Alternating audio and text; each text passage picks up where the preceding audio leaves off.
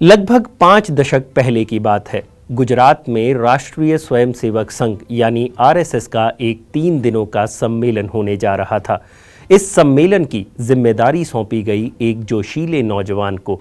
इस कार्यक्रम से पहले राष्ट्रीय स्वयंसेवक संघ के प्रांत प्रचारक ने कार्यक्रम को सुचारू ढंग से चलाने के लिए उस नौजवान के हाथ में पैसों से भरी एक थैली थमा दी। जब कार्यक्रम के कुछ दिन बाद उस नौजवान से पैसों का हिसाब मांगा गया तो उस युवक ने बिना देर किए पैसों से भरी वो थैली ज्यों की त्यों उनके हाथ में रख दी।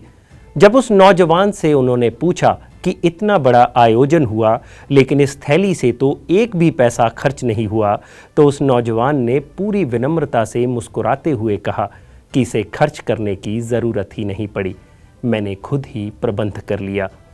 उस युवक का उत्तर सुन हर कोई हैरान था, क्योंकि अक्सर पद प्रतिष्ठा, मान सम्मान और पैसा देख किसी का भी ईमान डोल सकता है। लेकिन उस युवक की शालीनता ने उन प्रांत प्रचारक महोदय का मन छू लिया। अब आप सोच रहे होंगे कि हम ये घटना आपको क्यों सुना रहे हैं, क्योंकि 50 साल पहले की इस घटना में हम जिस नौजवान का जिक्र कर रहे हैं वो है हमारे देश के मौजूदा प्रधानमंत्री नरेंद्र मोदी। और इस किस्से में जिन आरएसएस प्रचारक का जिक्र हमने किया वो थे उनके गुरु लक्ष्मण राव इनामदार, जिन्हें वकील साहब कह के भी पुकारा जाता था। तो चलिए आज प्रधानमंत्री नरेंद्र मोदी के जन्मदिन पर सुनाते हैं आपको किस्सा प्रधानमंत्री के गुरु का, जिन्होंने देशभक्ति से लेकर राजनीति तक उनका मार्गदर्शन किया। नमस्कार, मेरा नाम है भूपेंद्र सोनी और आप देख रहे हैं अनकट। 1960 के बाद अगले 2 दशकों तक आरएसएस को गुजरात के घर घर तक पहुंचाने में लक्ष्मण राव इनामदार का काफ़ी योगदान रहा है। अपनी वकालत की पढ़ाई के चलते उन्हें वकील साहब भी कहा जाता था। वकील साहब का जन्म 19 सितंबर 1917 को महाराष्ट्र में हुआ था। वे काफ़ी छोटी उम्र में ही आरएसएस के बाल स्वयंसेवक बन गए थे। 1943 में पूना यूनिवर्सिटी से वकालत की डिग्री लेने के बाद वकील साहब आरएसएस के प्रचारक बन गए। उन्होंने आज़ादी की लड़ाई में भी अपना योगदान दिया और हैदराबाद निज़ाम के शासन के खिलाफ चल रहे प्रदर्शनों में भी वकील साहब ने बढ़ चढ़कर हिस्सा लिया। वकील साहब को गुजरात आरएसएस का फाउंडिंग फादर भी कहा जाता है। 1952 में जब आरएसएस पर से बैन हटा तो वकील साहब के अथक प्रयासों से सिर्फ 3 से 4 सालों में ही गुजरात में आरएसएस की 150 शाखाएं चलने लगी थीं।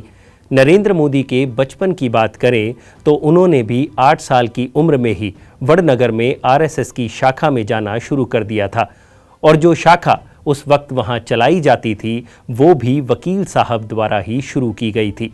यहीं पर बाल नरेंद्र ने उन्हें गुजराती भाषा में एक सभा को संबोधित करते हुए सुना और वो उनके वाक कौशल के मुरीद हो गए। फिर काफ़ी कम उम्र में नरेंद्र मोदी ने अपना परिवार छोड़ दिया, जिसके बाद मोदी पूर्ण रूप से आरएसएस में आ गए।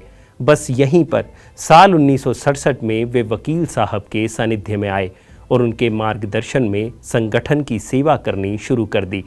बीच में कुछ समय के लिए मोदी वकील साहब से दूर हो गए, लेकिन साल 1974 में वकील साहब ने उन्हें फिर से अपने पास बुला लिया।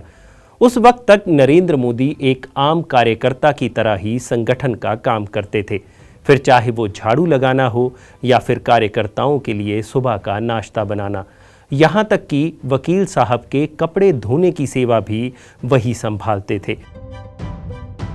पीएम मोदी की autobiography Narendra Modi the architect of modern state में इस घटना का जिक्र मिलता है, जिसमें नरेंद्र मोदी बताते हैं कि 1974 में नवनिर्माण आंदोलन के दौरान वकील साहब ने मुझे आरएसएस कार्यालय अहमदाबाद बुलाकर हेडगेवार भवन में रहने के लिए कहा।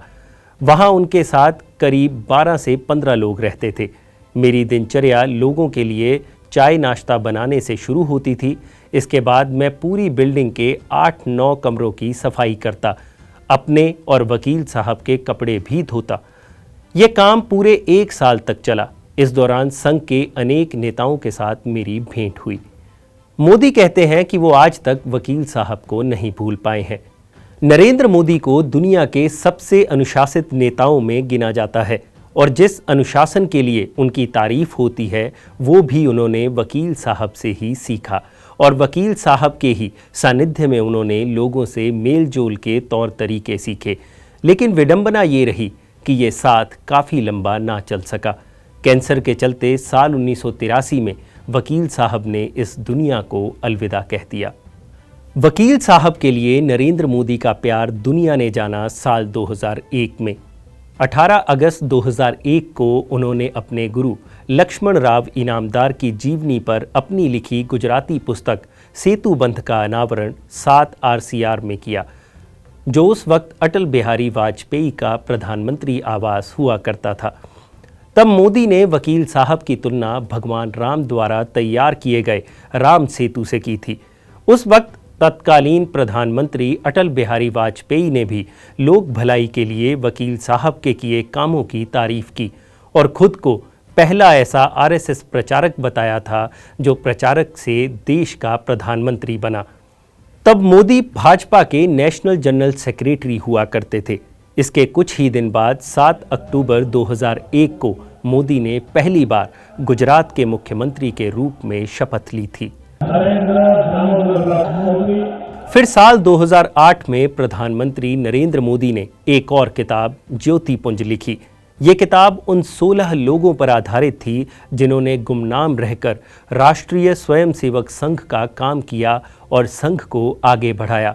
इस किताब का भी एक पूरा अध्याय लक्ष्मण राव इनामदार को समर्पित है, जहां नरेंद्र मोदी अपने गुरु इनामदार के बारे में लिखते हैं कि वकील साहब में अपने सुनाने वालों को रोज़मर्रा की उदाहरणों के ज़रिए समझाने की अद्भुत प्रतिभा थी।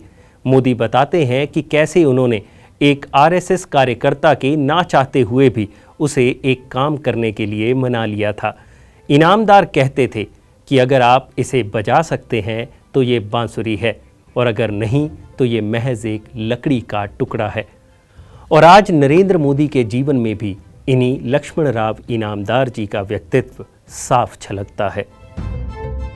अगर आपको ये वीडियो पसंद आया हो तो इसे लाइक और शेयर ज़रूर करें और जानकारी से भरे ऐसे ही और वीडियोस देखने के लिए सब्सक्राइब करें हमारा चैनल अनकट।